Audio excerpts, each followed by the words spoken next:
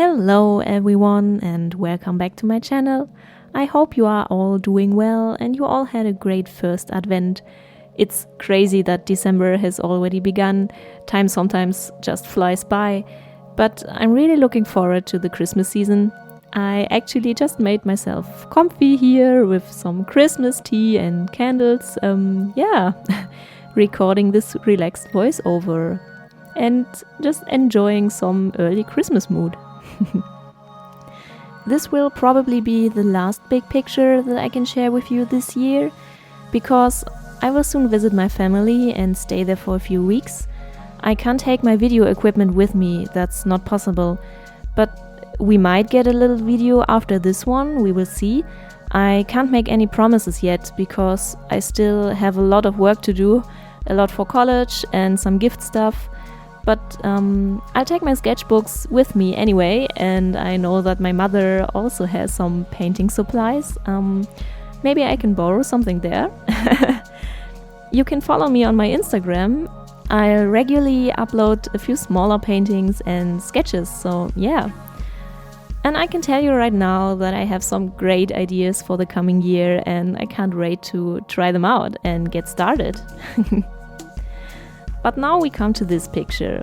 I already told you on Instagram that this picture contains several styles and techniques, both painting and drawing, and it's a concept that I've had in mind for a long time, actually years. After I had finished painting it, I happened to find an old sketchbook from 2017 while cleaning up, and in it I actually found sketches of this concept. I'm probably showing them to you right now, so yeah. By the way, I noticed that I hadn't finished the sketchbook from back then. I will make a sketchbook tour once I've done the last pages. This is what happens to most of my sketchbooks. I start them, then put them aside, and continue working in another, and then come back years later. But that's kind of funny, because almost every one of my sketchbooks is a little journey through time now. I can watch how my technique and style have changed and developed over the years. That's pretty cool. Actually, I also already tried to paint this concept a few years ago, but I wasn't really happy with it, and at a certain point I got frustrated.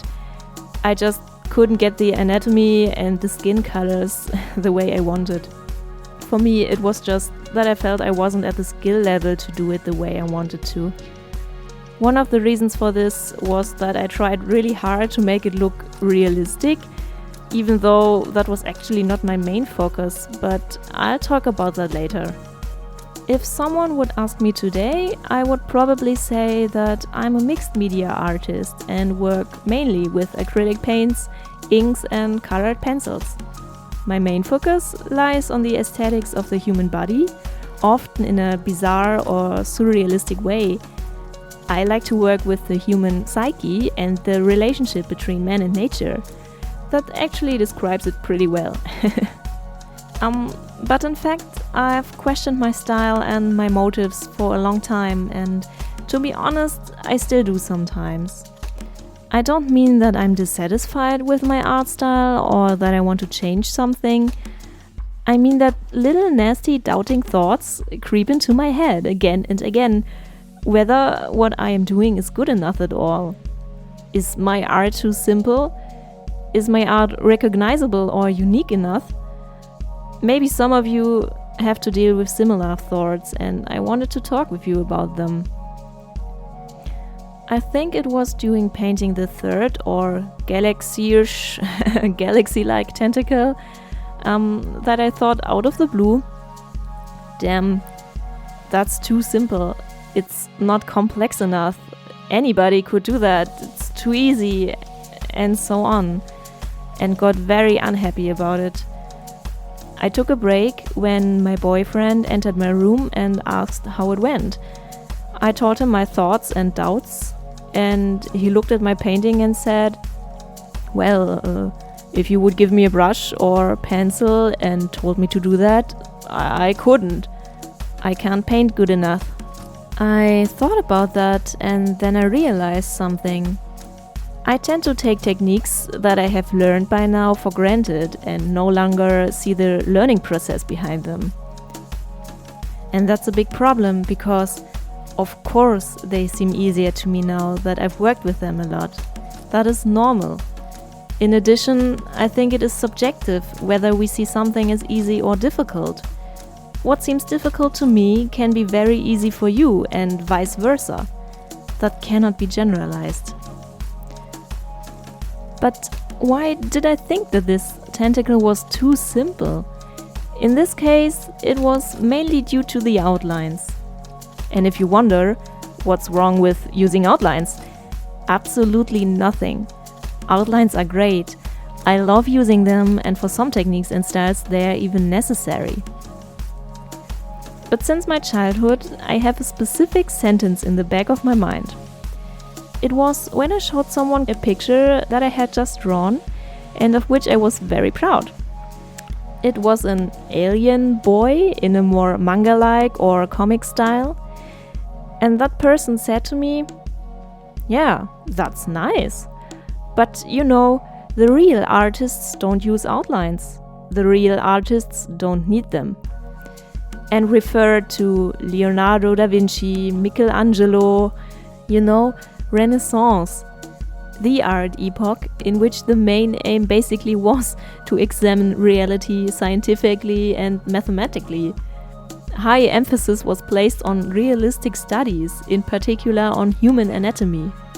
And don't get me wrong, it is incredible what these artists could do. But for a child, it is hard getting said that this would be the real art out there and that this is the kind of art that you should strive for. It built up a pressure in me that everything I draw has to be photorealistic in order to be real or great art. I even struggled with allowing myself to be called an artist because of that. I felt like I wasn't worthy or good enough to wear that label. And that was obviously a big problem. Of course, you can judge a piece of art by how complicated it was to create and how realistic it looks. I won't lie, I do that too. And it is so impressive because I know it takes a lot of time and effort to learn to work photorealistic. I'm happy with the level of realism I can give my paintings, but for photorealism, I would have to practice more. And that's okay. I'm sure I could achieve that skill level if I keep practicing, but at the moment I don't think that is what I want to do. It is just not my main priority to work photorealistically, simply because my passions lie in other techniques and styles, and that's totally fine. I mean, there's so much more out there. I adore abstract acrylic art, I adore surrealism. I love detailed manga artworks or graphic novels, and all of them are very different from each other. Some of them use outlines, others don't. Some of them might be easier to learn than others, but that does not mean that these simpler, in quotation marks, styles are not real art. Of course they are, and of course you are an artist no matter what your style is. That is an important thing to learn. Getting a little bit into rage mode there, sorry. But somehow this picture was created out of this defiance. It was important to me to show that there are many unique styles and that there's a beauty to all of them. It is a fully fledged picture that required a lot of thought, but it was also an experiment at the same time.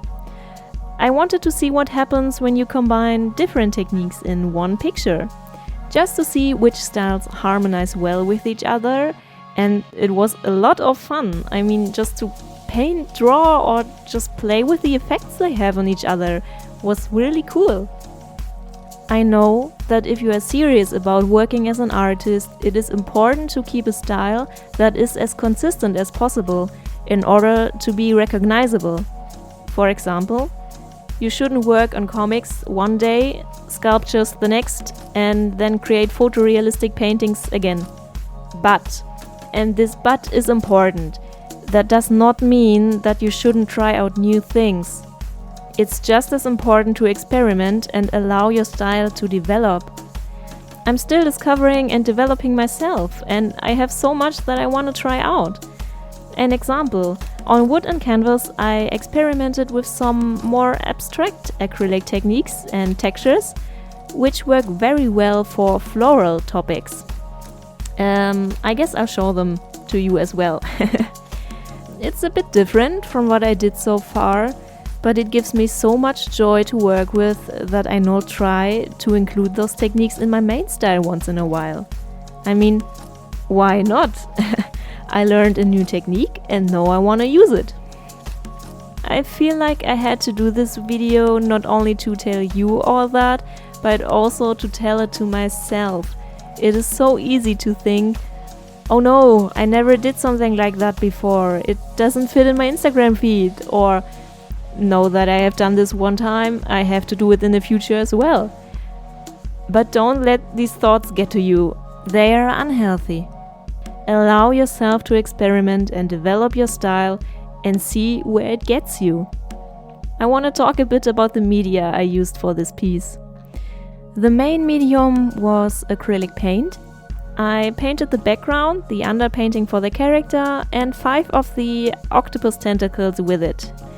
2 of the tentacles, the ice crystal one and the rough black one, as well as the character's skin, are made with colored pencils. For the tentacle reaching in the character's face, I used Fineliners. I mainly use colored pencils or Fineliners if I want to work out details or when I feel like I need more control about what I do. And most of the time, when it comes to color, structure or texture, I work with acrylics. Having the option to work with lots of different media is great, but if I would have to choose, I would probably stick to acrylics. They are my number 1 experimental medium because I think they are the most flexible. Okay, on the other hand, I don't know, I guess I would miss my colored pencils too much. I'm not sure if I could decide, but what I want to say, you can do almost everything with acrylics. Use them like watercolor, like I did in the first tentacle. Add textures and thickness to your work by using a painting knife, or you can create abstract structures and shapes using different techniques. Fun fact, sometimes you can use it even as a replacement for glue. The red tentacle on the right was made with more or less the same technique as I used for the flower experiments, although I have to say it works a lot better on canvas than on paper. It would be too much for this video to talk about all these techniques in detail, but let me know if you would like me to do a series of some tips and tricks around them. I actually have some ideas in mind already. This piece took me in total around 12 to 15 hours to complete. I spent a lot of time on the character's skin and the concept itself, so planning, sketching and composition.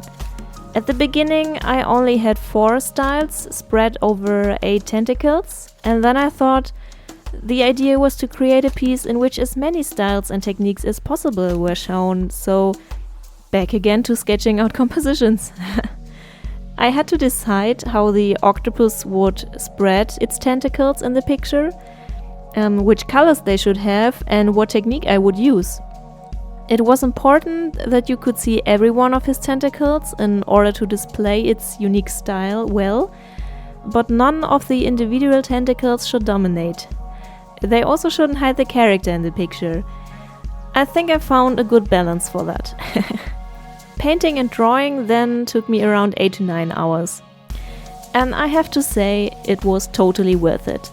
I had already said that this is a concept I had in mind for a long time and had started several attempts to realize it, but I'm glad that I took the time to develop it this way, and also that I was able to combine it with a topic currently on my mind. I would also love to know your thoughts. As I said, these are things that I have to tell myself over and over again, but they are so important. Don't let anyone tell you what your art style should be, and give yourself time to discover and develop, and it will evolve all by itself.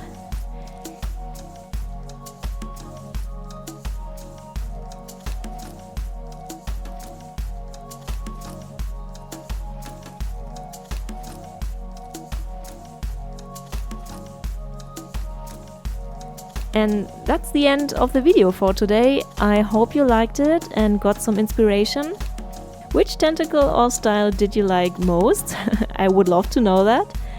And I wish you all a merry Advent season and see you all in the next video. Bye everyone!